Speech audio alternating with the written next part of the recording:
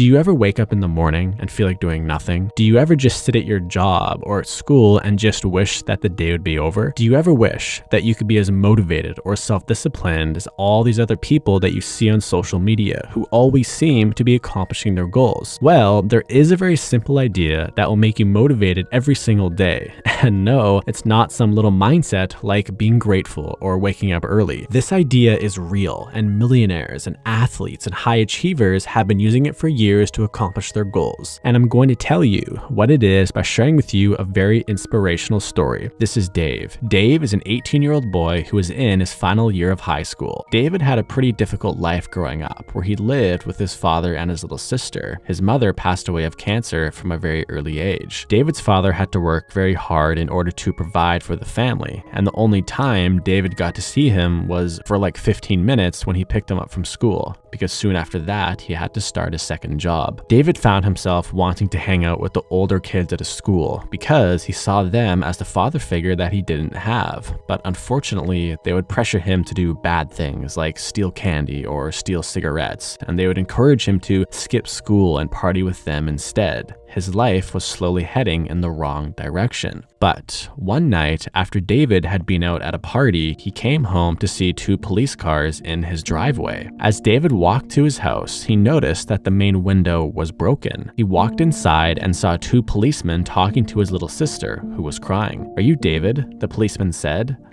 Yeah. What's going on here? Where's my dad?" "Son, take a seat." The officer went on to explain that two burglars had attempted to break into their home and that David's father happened to be awake. As a result of him trying to defend himself against the burglars, one of the burglars decided to take his father's life. David was in complete disbelief. The policeman's words didn't seem real. They themselves didn't seem real. This was literally a nightmare. In a matter of hours, David had now become the man of the house, and he had no family to turn to, he had very little money, and he now had to figure out a way to take care of himself and his little sister. Otherwise, they would be homeless and hungry. David was forced to drop out of school, and he immediately took on a full-time job at the local mechanic shop, where he had been working part-time. He would be there all day and just clean the dirty car parts and sweep the dirty floors. After work, he would come home, buy his little sister some cheap food, and then help her with her homework. He then cleaned the house, paid the bills. He was doing everything that a normal parent would do. But after a few months, David started to run out of money, and he could barely afford to buy food. David tried getting a second job, but nobody really wanted to hire some kid who looked poor, who had little to no skills, and had no high school education. Things were beginning to get really dark for David. He loved his sister very much, and he just wanted her to have the best life possible. But right now, he felt lost and alone. One day at the mechanic shop, David went up to his boss and asked if there was something that he could do to earn more money. And his boss said, "Well, I cannot pay you any more for your current job, but one of our mechanics just quit, and I'm looking for a replacement. So if you know how to repair cars, you could maybe do that," his boss said. "Yeah,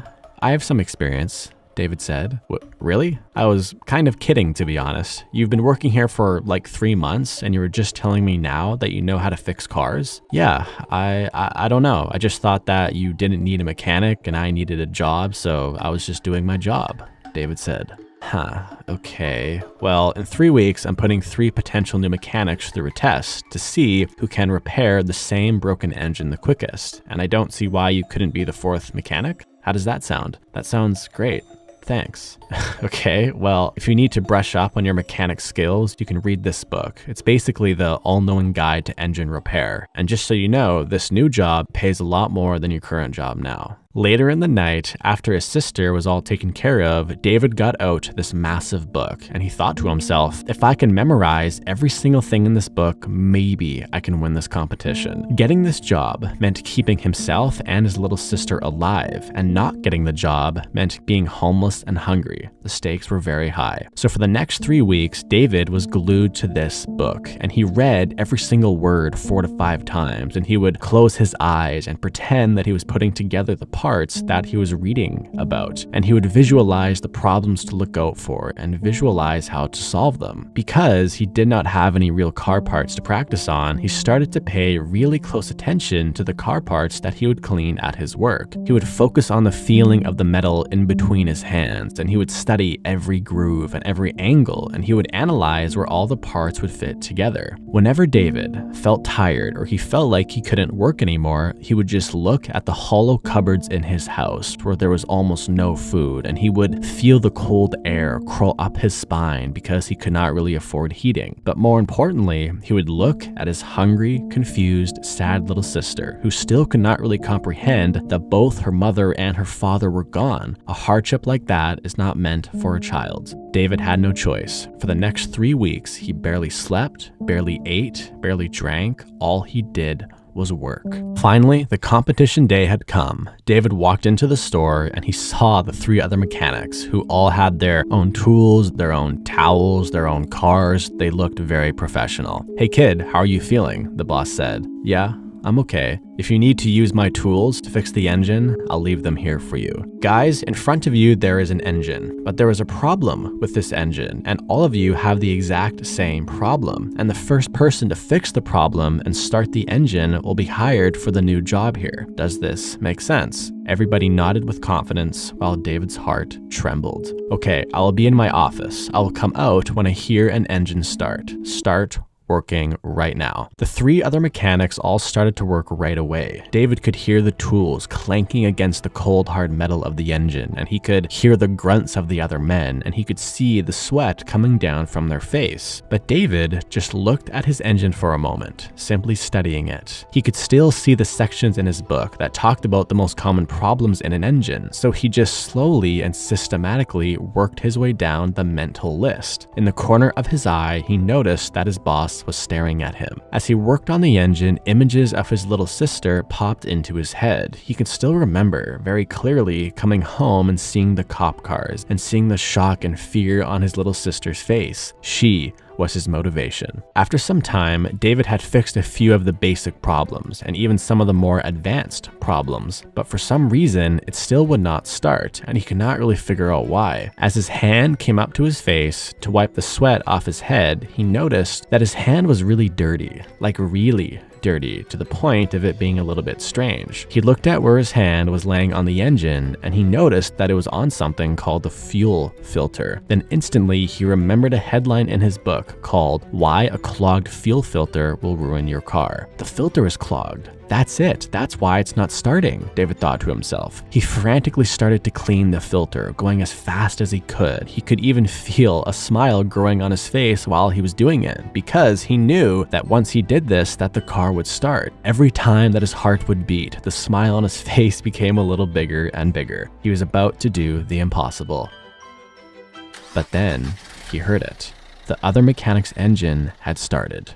The boss came out, shook the other mechanic's hand, and said, "Well done. Come into my office and let's have a chat. David, could you please clean everything up here?" In 5 short seconds, David's heart had shattered into pieces. As he started to clean everything up, tears filled his eyes. All the work he put in and all the pain that he went through was all for nothing. What am I going to do now? How am I going to provide for my sister? What about the rent and the heating? What am I going to do for the winter? Thoughts like this were racing through David's head. A few hours later, after the winning mechanic had signed the contract to work there, the boss called David into the office. "So, I looked at your engine. You almost had it, eh? You just didn't clean the fuel filter in time." "Yeah." Being fast is a really important trait as a mechanic. People want their cars fixed quickly. "Yeah, I get that." "You know, when you said you wanted to become the 4th mechanic here, I actually did a little bit of research into you, and I read what happened to you and your family in the newspaper, and I'm very sorry for what happened." David said nothing. "David, I'm going to ask you a question, and I want you to be really honest with me, okay?" Okay. "Did you lie to me when you said you knew how to fix cars?" David looked down for a moment. No." His boss just stared at him. "Yes, I lied." "Okay, so I'm guessing you lied to me because you really wanted the job because of the extra money in order to take care of yourself and your little sister. Is this true?" Yes. So your solution was to just say you knew how to fix cars, and then luckily I gave you my book, and then you studied it, and then you came in here to compete against the real mechanics. Yes.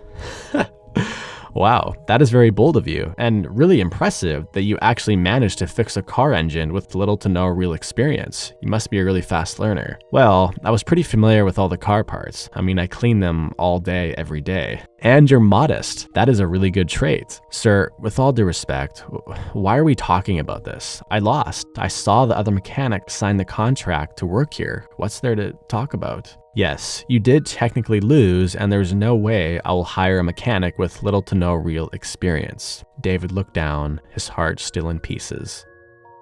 But I'm actually here to offer you something different. David perked up. I want you to be my assistant and work under me for a while. I have never seen someone learn about cars that fast before, so you must have some talent, and you certainly have the motivation to work hard due to your family situation, but you do need some guidance.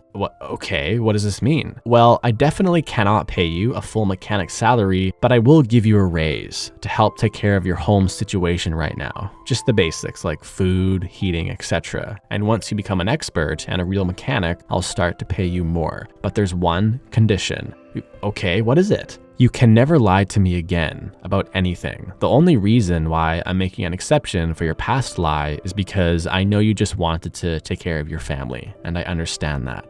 So, do we have a deal? Yes, I'll never lie again. I'll be the hardest worker. I'll do anything you want me to do. Okay, great. Well, show up every day at 6 a.m. and be ready to work really hard. And from that point on, David became obsessed with cars. Whenever he was not taking care of his sister, he would be reading books about cars. He would talk to other mechanics, go to car conventions. This was the thing that gave him and his little sister a real shot at life. After 6 months, David had become one of the head mechanics at the shop, outperforming all the senior mechanics. Then fast forward another 6 months, and he had become one of the most skilled mechanics in the city because he was so desperate and eager to learn more and more that nobody could keep up with him. In 1519, there was a man named Hernan Cortez who set out on a mission to take over an island with 500 of his men. When they got to the island, they faced other people who did not want them to be there. Cortez then ordered his men to burn the boats that they came in on, so there was no option to retreat. The only options were either to live or to die. Oftentimes, when it comes down to life or death situations, people discover an inner drive and new skills that they never knew they had. David was forced into a situation where he had to either sink or swim. He had to figure out a way to either provide for his family or to be homeless and hungry, which is pretty much like life or death. If you are watching this video and you have an inclination to start your own business or to have a certain type of body, you might have to implement this burn the boats concept. Burning the boats for you could be quitting your job, then figuring out a way to pay your bills on your own, or maybe it's moving out of your parents' house and then refusing to take financial assistance from your parents or your friends. Maybe it's giving your friend $5,000 and then saying to him, if I don't have a six-pack in 8 months, you can keep the money. Doing this will force you to figure out a way to become successful because failure is no longer an option. This strategy is not for everybody though, and you certainly need to set realistic goals and you need to be careful, but some people need to do this in order to succeed. If you want to get inspired to achieve your goals, then click the video on the screen right now. I promise that you will love the video. Thanks for watching, and I'll see you soon.